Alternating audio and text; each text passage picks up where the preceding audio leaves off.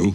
Salut tout le monde, c'est Xavier, bienvenue sur Watch Mojo français. Aujourd'hui on se retrouve pour le top 10 des scènes d'action dans les films Pixar. Adventure is up there! Honey! What? Where's my super suit? What? Where is my super suit? Put it away! Where? Oh, you want it? Come and get it, Blinky. Pour cette liste, on s'intéresse aux plus grandes bastons, aux poursuites et à d'autres séquences pleines d'adrénaline dans les films d'animation Pixar. S'il y a une scène Pixar en particulier qui vous fout des frissons, mais qui à votre grande déception n'est pas dans la liste, partagez-la nous en commentaire. Numéro 10, les Rivera contre Ernesto de la Cruz, Coco.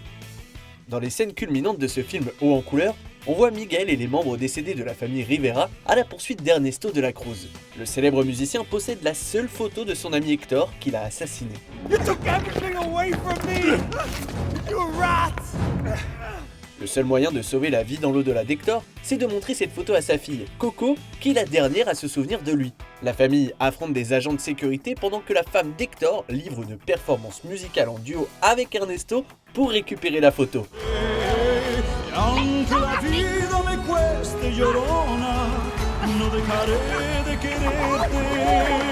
Finalement, la famille révèle au grand jour les crimes d'Ernesto à ses fans et celui-ci subit une défaite très adéquate puisqu'il est balancé sur une énorme cloche, comme sa mort dans la vraie vie. Il y a de la musique, il y a du drama, il y a de la baston et plein d'autres choses dans cette scène captivante. What did I miss? Numéro 9, le retour au quartier cérébral, vice versa.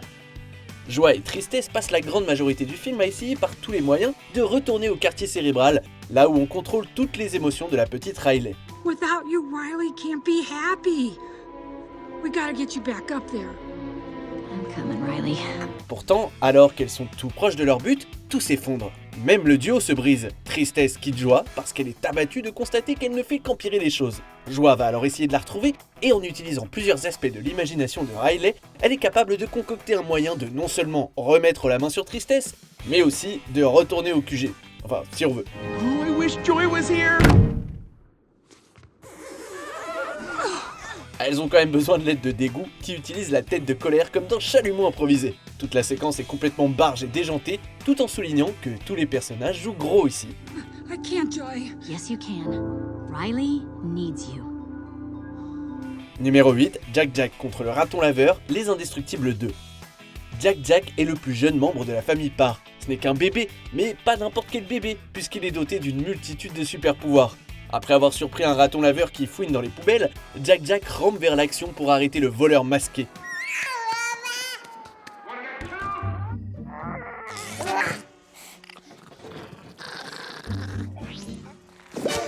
La baston entre les deux est hilarante, puisqu'à chaque fois que le raton laveur parvient à échapper aux attaques de Jack Jack, le môme révèle un nouveau super pouvoir.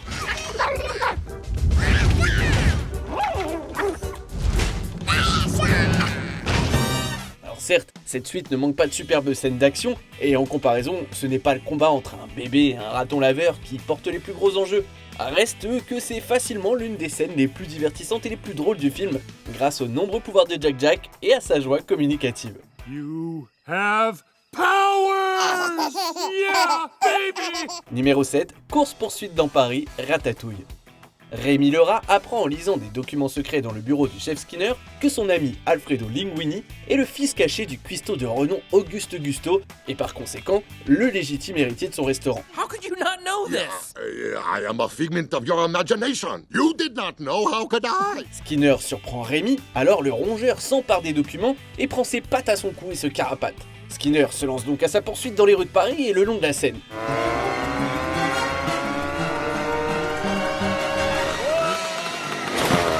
Franchement, la scène n'a rien à envier au film d'action en prise de vue réelle, avec sa bande-son énergique et ses moments qui se jouent dans un mouchoir de poche. Finalement, Rémi monte à bord d'un bateau et de là, parvient à s'échapper en toute sécurité, tandis que le plan de Skinner, lui, tombe à l'eau.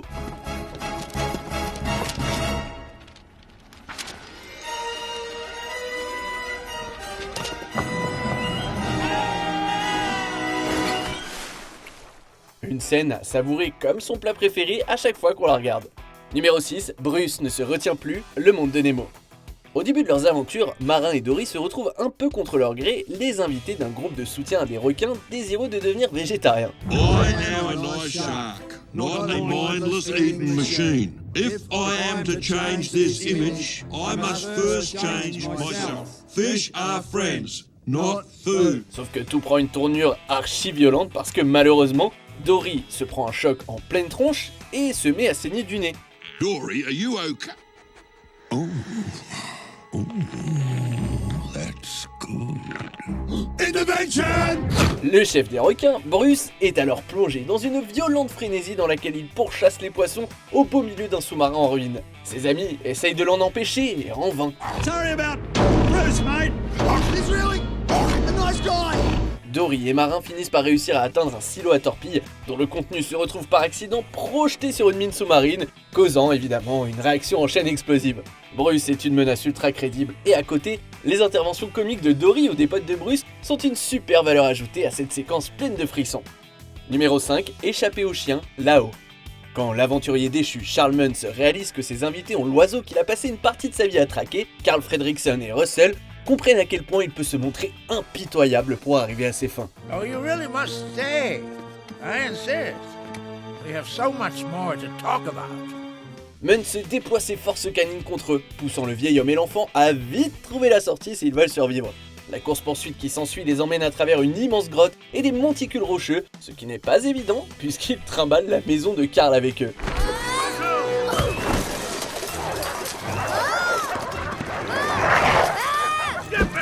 Heureusement pour eux, ils font preuve d'assez de ressources pour s'en servir à leur profit en utilisant la structure flottante pour traverser un ravin. La scène a tout ce qu'il faut pour une bonne scène d'aventure. Une pluie de rochers, évidemment, des héros qui se balancent au bout d'une corde, bien sûr, et un sens palpable du danger. Et cela va de soi, un moment d'héroïsme pour Doug. I will stop the dog!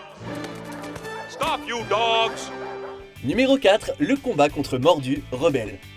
Le conflit de ce film culmine quand le père de l'héroïne Merida, Fergus, capture sa femme Elinor, sans savoir que celle-ci a été transformée en ours. Get back! That's my mother! Are you mind, lass? Mum, are you hurt? Merida ne parvient pas à convaincre son père que c'est ça la vérité, mais tout ça est une discussion qui n'a vite plus beaucoup d'intérêt, puisqu'un autre humain piégé dans un corps d'ours, Mordu, attaque le groupe. Come on! I'll take you with my bare hands! Merida étant en danger, Elinor se libère de ses liens et affronte l'autre ours au cours d'un combat féroce. Mordu est certes plus grand et plus effrayant qu'elle, mais une fissure dans une roche la fait s'effondrer sur lui, et ainsi, Elinor est parvenue à écraser son adversaire, littéralement. Cette bagarre entre ours prend aux tripes et est l'un des moments d'action les plus dark de Pixar.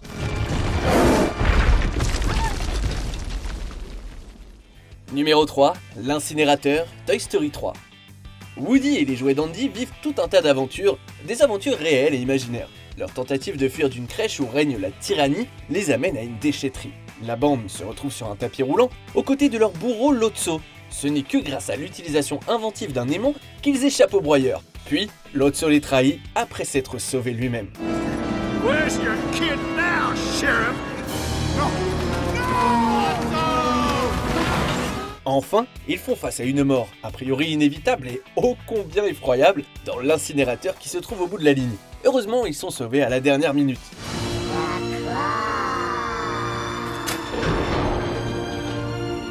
Cela dit, les jouets ont quand même dû faire face à la possibilité de leur destruction ici. C'est une scène qui n'hésite pas à aborder des thèmes profonds, tels que la mortalité, tout en livrant un rythme haletant et même quelques rires. My boy.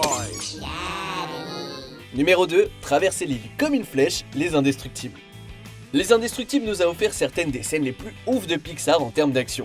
Et si l'affrontement entre Monsieur Indestructible et l'Omnidroïde était un très bon candidat, on a préféré choisir un moment qui met en lumière son fils, Flèche. Dash, run! What? Run! They're supers! Poursuivi à travers toute l'île par des hommes de main, Flèche a la possibilité d'explorer le potentiel de sa super vitesse pour la toute première fois, et il le fait avec toute l'énergie d'un enfant dans une situation de vie ou de mort. Chaque morceau de la poursuite, que ce soit le sprint dans la jungle, la baston aérienne ou quand il court sur l'eau, tout est une expérience unique en soi et a l'air de vraiment l'éclater.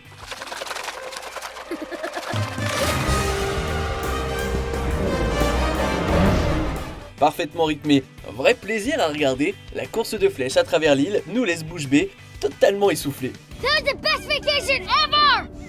I love our family. Avant de dévoiler notre vainqueur, voici quelques mentions honorables. Poursuite robotique, Wall-E, Eve et Wall-E doivent s'enfuir du vaisseau.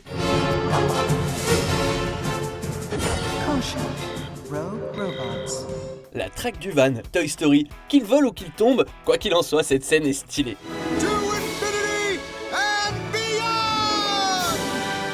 Course de vélo et baston, Lucas. 2 types de scènes d'action pour le prix d'une.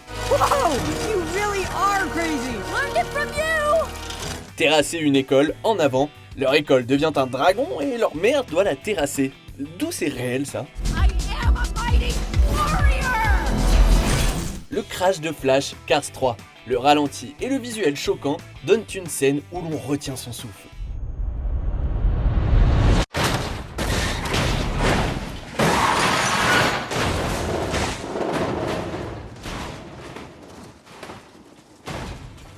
On arrive presque à la fin. Nous publions de nouvelles vidéos chaque jour, alors avant de continuer, abonnez-vous et activez la petite cloche et les notifications sur téléphone pour ne rien rater. Numéro 1, à la poursuite de la porte, Monstres et compagnie. Monstres et compagnie est plutôt relax, du moins il est aussi relax que peut l'être un film sur des monstres qui doivent faire peur à des enfants et se servir de cette peur comme d'une source d'énergie. Mais Pixar a atteint un sommet avec son climax. Sully, what are we doing? We have to get Boo's door and find a station. What a plan. Simple, get insane. Alors qu'ils essayent de faire repartir la fillette qu'ils ont surnommée Boo à travers la porte de son placard, Bob et Sully sont pris en chasse par leur ennemi juré Léon sur le rail qui transporte les portes à leur entreprise. Le trio va de porte en porte à un rythme effréné, comme si c'était l'attraction à sensation forte la plus dangereuse du monde. Yeah, I'm right behind you.